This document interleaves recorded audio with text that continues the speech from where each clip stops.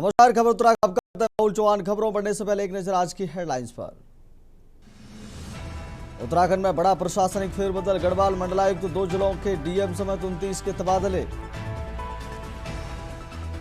चारधाम यात्रा में उमड़ा आस्था का सैलाब, 35 दिन में 20 लाख से अधिक श्रद्धालुओं ने किए दर्शन।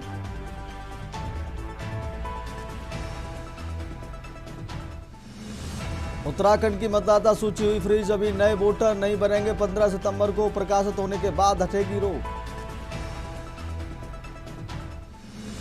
रुड़की में नकली दवा फैक्ट्री का भांडाफोड़, न फार्मासिस्ट न लैब एक्सपर्ट 8 से 10वीं पास तैयार कर रहे थे दवाइयां। दिल्ली देहरादून एक्सप्रेसवे पर ट्रैफिक डायवर्जन लागू, मोहंड के पुराने मार्ग से गुजरेंगे वाहन। उत्तराखंड के 8 जिलों में जंगलों की आग, विकराल बढ़ता तापमान बना बड़ा कारण।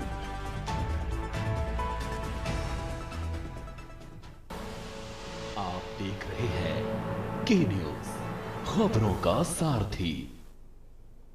सीधा लेके चलते आपको खबरों के विस्तार में। खबर महत्वपूर्ण है, मानसून दस्तक देने वाला है और राज्य सरकार के मानसून से पहले सड़कों को गड्ढा मुक्त करने के दावे पर सियासत तेज हो गई है। कांग्रेस ने सरकार के दावों को खोखला बताया है, तो वहीं भाजपा ने सिस्टम में तालमेल की कमी स्वीकार की है। कांग्रेस प्रदेश प्रवक्ता डॉक्टर प्रतिमा सिंह ने कहा कि सरकार के वादे सिर्फ कागजों पर हैं, धरातल पर नहीं उतरते। कांग्रेस प्रदेश प्रवक्ता के अनुसार सरकार ने कहा था मानसून से पहले सड़कें गड्ढा मुक्त होंगी, लेकिन धरातल पर कुछ दिखाई नहीं दे रहा है।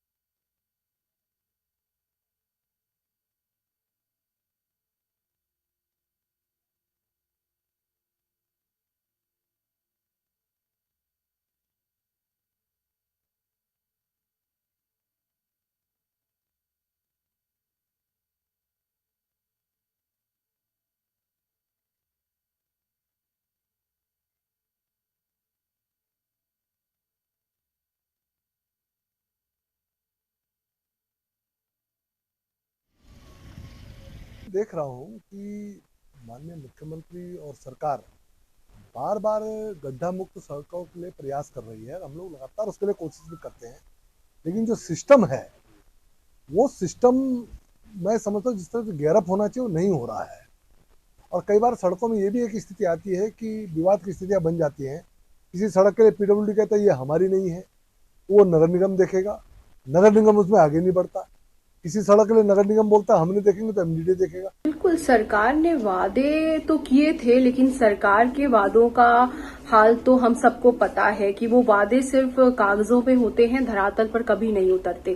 सरकार ने कहा था कि मानसून आने से पहले पहले जो सड़कें हैं वो गड्ढा मुक्त हो जाएंगी। सड़कें गड्ढा मुक्त तो छोड़िए, आप अगर आज चार धाम यात्रा जो है चल रही है और चार धाम यात्रा के मार्ग का अगर जायजा लेने का कार्य करिए तो आपको पता चल जाएगा कि सरकार की जो स्थिति है, सरकार की जो पोल है वो खुल जाएगी। आज सुबह का ही मैं एक वीडियो देख रही थी उत्तरकाशी, जो उत्तरकाशी जाते वक्त की जो सड़क है आपने देखा दोनों तरफ से जो है खुदी हुई है।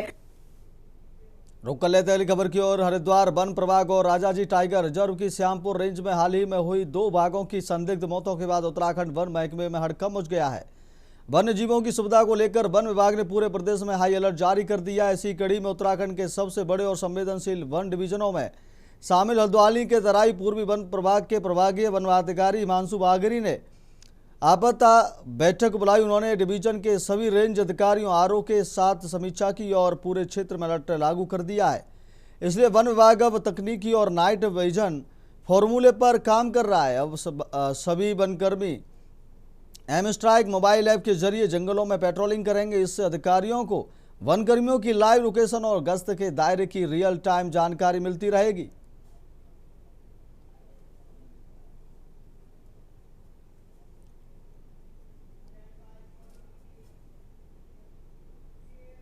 रुक कर लेते अगली खबर की ओर। खबर कालाडूंगी से। कालाडूंगी कोतवाली पुलिस ने एसएसपी नैनीताल के सख्त निर्देशों पर फरार चल रहे इनामी अपराधियों के विरुद्ध चलाए जा रहे ऑपरेशन प्रहार अभियान के तहत पुलिस ने एक इनामी अभियुक्त को गिरफ्तार किया है।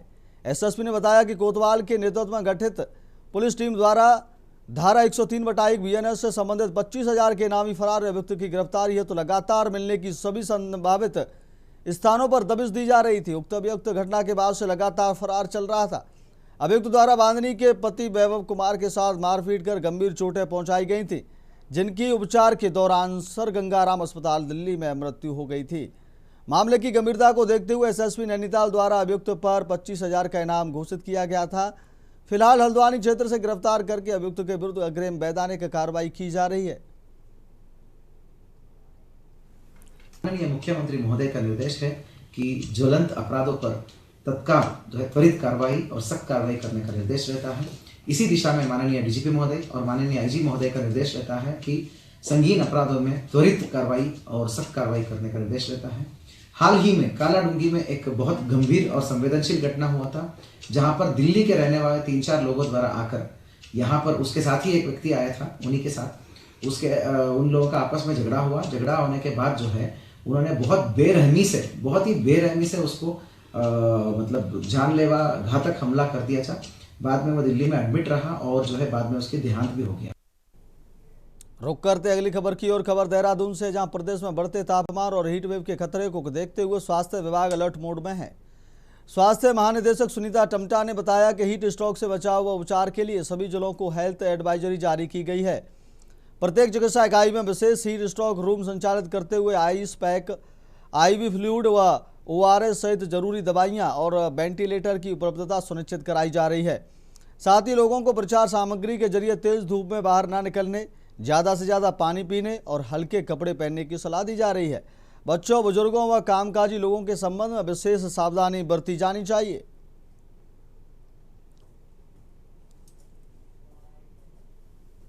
जैसा आपने देखा होगा कि गर्मी अचानक ही बढ़ी हुई है और आगे भी संभावना है कि गर्मी बढ़ेगी, तो उसके रिगार्डिंग हमारा हीट स्ट्रोक रूम हम लोग ने हर चिकित्सा इकाई में बनाने के निर्देश दिए हैं।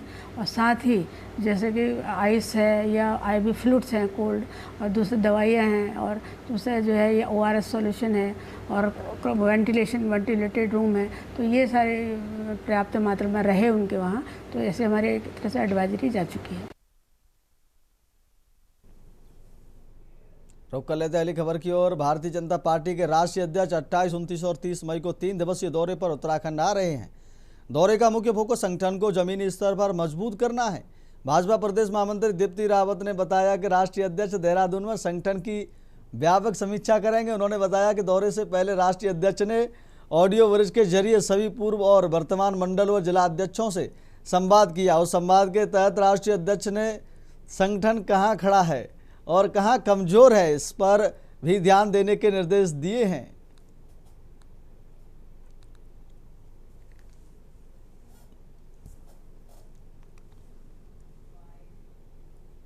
राष्ट्रीय अध्यक्ष जी का दौरा लगभग 28-29-30 3 दिन का दौरा उत्तराखंड में है और देहरादून वो आएंगे और संगठन को और मजबूत करने के लिए उन्होंने सभी जितने हमारे अध्यक्ष हैं, जितने हमारे पहले भी मंडल अध्यक्ष और जिला अध्यक्षों से बातचीत करी थी ऑडियो ब्रिज के जरिए और उन्होंने यही सबसे कहा था, निवेदन भी किया और उनसे कहा कि आपको संगठन मजबूती के लिए भी निरंतर बैठकें करनी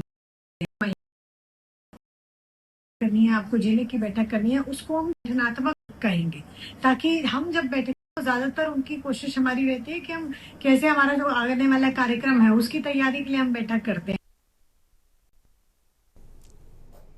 रुक कर लेते अगली खबर की ओर। खबर हल्द्वानी से। हल्द्वानी में ईंधन संरक्षण को लेकर DM Nainital Mohan Dayal no vehicle जाने के निर्देश दिए गए थे।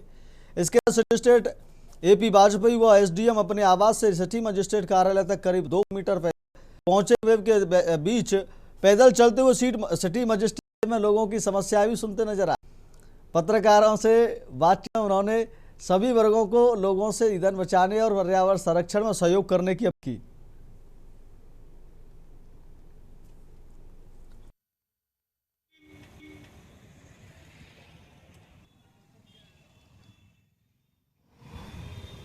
ये शासन के भी निर्देश हैं और जिला प्रशासन ने भी निर्णय लिया है कि शनिवार का दिन नो व्हीकल्स डे के रूप में हम लोग उसको आत्मसात करेंगे। उसी के क्रम में हम लोग इसको आज बिना व्हीकल उपयोग किए हुए वापस आए हैं और इसका मुख्य उद्देश्य है वो ईंधन की बचत के साथ साथ जो पर्यावरण संरक्षण है उसमें भी योगदान देना है। और मैं समझता हूँ इसका वास्तविक लाभ तभी मिल पाएगा इसको हमारे जो आम जनमानस है, मिडिल क्लास के लोग हैं, सभी लोग, हमारा व्यापारी वर्ग, समाज के सभी वर्गों के लोग इसको अपनाएं।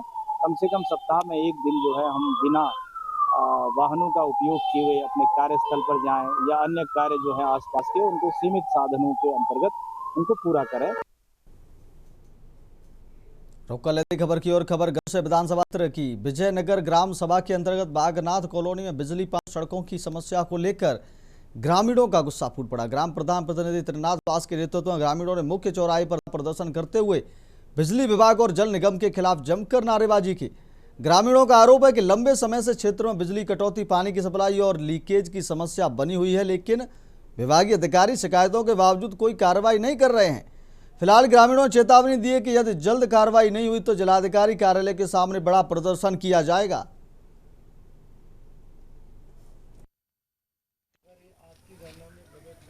हमारे यहाँ डेली बिजली काटी जा रही है, टाइम टाइम पे आधे घंटे भी लाइट नहीं रहती है। पानी की समस्या है, बिजली की समस्या, रोड की समस्या, हमारे ट्रांसफार्मर नहीं है। एक ट्रांसफार्मर से कितने कॉलोनियां जुड़ी हुई हैं। आकर कृपया विभाग यहाँ आके देखें, हमारी समस्याओं का समाधान करें। हम तो कितने बार कंप्लेन कर चुके हुए हैं, कोई सुनवाई नहीं, कोई कार्यवाही नहीं की जा रही है।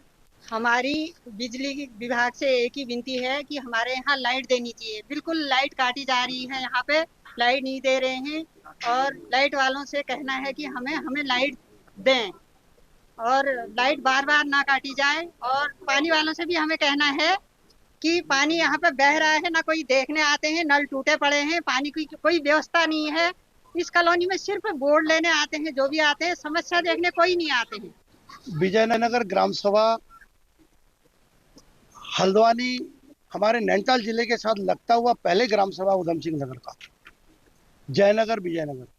हमारे पहाड़ से पर्वतीय भाई लोग लगभग विजयनगर ग्राम सभा में 50% कॉलोनियां जो आज है ये बिल्कुल अनदेखी किया जा रहा है। शासन में जो कर्मचारी बैठा है अपने कुर्सी का नाजायज फायदा उठा रहा है, नाजायज सैलरी ले रहा है और किसी का सुनता नहीं है। जो वहां बैठ गया वो सोचता है कि हमारे बाप का है। रुक कर लेते अगली खबर की ओर। खबर नैनीताल के रामनगर से है, जहां शिवलालपुर चुंगी क्षेत्र में आज सुबह एक सड़क हादसे में ड्यूटी कर घर लौट रहा युवक गंभीर रूप से घायल हो गया। तेज रफ्तार स्कूल वैन की टक्कर से घायल युवक को प्राथमिक उपचार के बाद गंभीर हालत में हायर सेंटर हल्द्वानी रेफर किया गया है। खीमपुर गेबुआ निवासी करीब 40 वर्षीय शंकर दत्त पांडे ड्यूटी पर पूरी कर घर वापस लौट रहा था। स्थानीय लोगों ने 108 एम्बुलेंस बुलाकर घायल को रामदत्त संयुक्त चिकित्सालय पहुंचाया, जहां चिकित्सकों ने युवक को प्राथमिक उपचार कर हायर सेंटर रेफर कर दिया।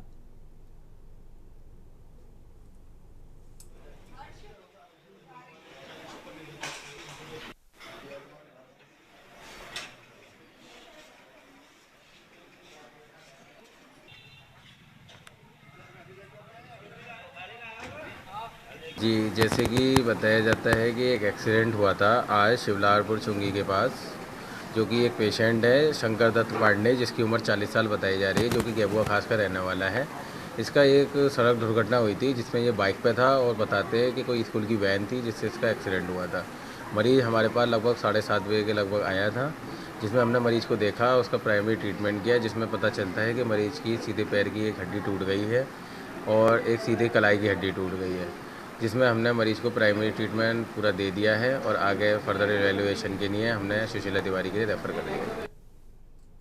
रुक कर लेते अगली खबर की और। खबर मंगलौर से है, जहां सरकार द्वारा करोड़ों रुपए खर्च करने के बाद भी बेटी बचाओ बेटी पढ़ाओ योजना उद्देश्यों पर खरी नहीं उतर रही है। प्रदेश की बेटियों ने इस बार बोर्ड परीक्षा में बेहतर प्रदर्शन कर मेरिट में अपना नाम दर्ज कराया है। यहां कस्बे स्थित राजकीय बालिका इंटर कॉलेज की 2 छात्राओं ने भी इंटरमीडिएट परीक्षा की मेरिट लिस्ट में अपना नाम शामिल कराया। हरिद्वार जिले की गौरवान्वित किया है। इसके बावजूद शिक्षा संस्थान साधन बढ़ाने को तवज्जो नहीं दिया जा रहा है। जीआईसी परिसर में 3 अन्य विद्यालयों में संचालन में कराया जा रहा है, जहां छात्राओं को खासी असुविधाओं का सामना करना पड़ रहा है। साथ ही बेटियों को विभागीय उदासीनता के चलते उच्च शिक्षा प्राप्त करने में कठिनाइयां हो रही हैं।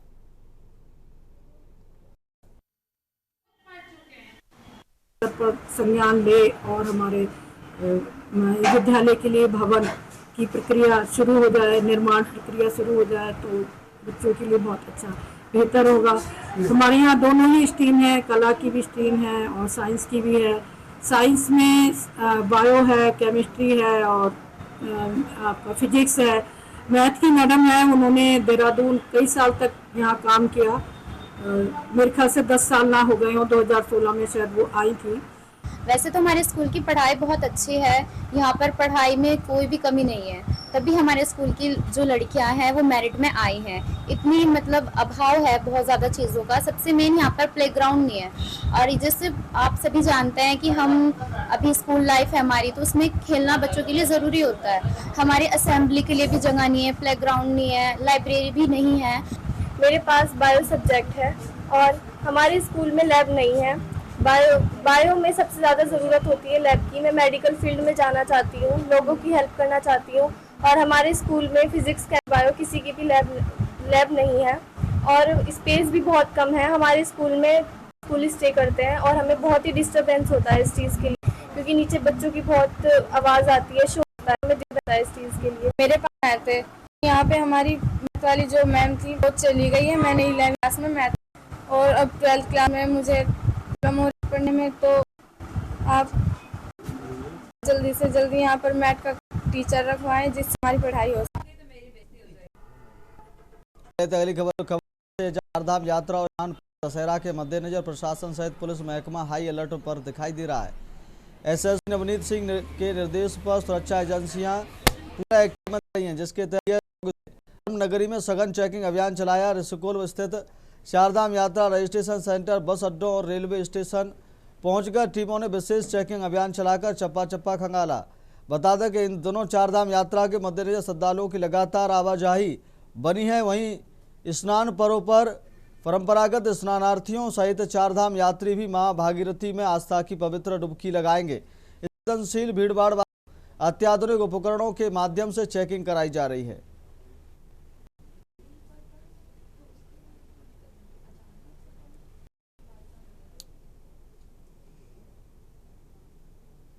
रुक करते अगली खबर की ओर। खबर उधम सिंह नगर से है, जहां मई माह में इस बार सूरज की तपिश ने पिछले सारे रिकॉर्ड तोड़ दिए हैं। जिला सहित उत्तराखंड का अधिकांश इलाका इन दिनों भीषण हीट वेव और चिलचिलाती धूप की चपेट में है। धूप और गर्मी के प्रकोप से लोग घरों में कैद रहने के मजबूर हैं, जिससे आम जनजीवन अस्त व्यस्त है। मौसम विभाग और जिला प्रशासन ने इस जानलेवा गर्मी को देखते हुए गाइडलाइंस जारी की हैं। भीषण गर्मी ने जसपुर में दिनों दिन पेयजल संकट गहराता जा रहा है। ऐसे में विद्युत कटौती भी लोगों को बेहाल कर रही है।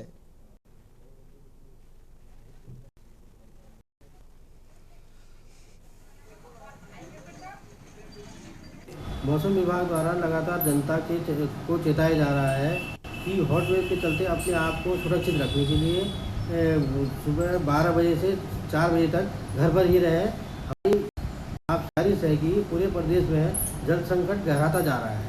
आपसे अनुरोध है कि पानी को व्यर्थ खर्च न करें, ताकि हमारे क्षेत्र कि जनता को जल संकट से बचाया जा सके। है सामुदायिक स्वास्थ्य केंद्र में उल्टी दस्त के मरीजों की संख्या बेतहाशा बढ़ रही है। अभी भी हमारे बेड फुल हैं और कहीं कहीं पर तो एक बेड पर दो मरीज भी भर्ती हैं। तो इसी को देखते हुए मैं जसपुर की जनता से कहना चाहूँगा कि बाहर जो ठेले पर या कहीं भी है उस तरह का कोई भी चीज़ का यूज़ ना करें, सिर्फ घर की चीज़ों का यूज करें। गर्मी पहनता है, शायद 40 से 50 सालों का रिकॉर्ड टूटा है ये। और इस गर्मी में रोडें देखो खाली पड़ी हैं, बिल्कुल कोई घर से बाहर निकल नहीं रहा है, मुँह से कपड़ा बांध कर निकल रहे हैं यहाँ से। और इस गर्मी में मजदूर लोग ज़्यादा परेशान है बेचारे, पानी से भी, और काम उनको मजबूरी में इस धूप में करना पड़ रहा है, जिसकी वजह से क्योंकि उनको शाम को भरपेट खाना खाना है। फिलहाल खबर उत्तराखंड में मेरे साथ इतना ही। देखते रहिए के न्यूज़ इंडिया। नमस्कार।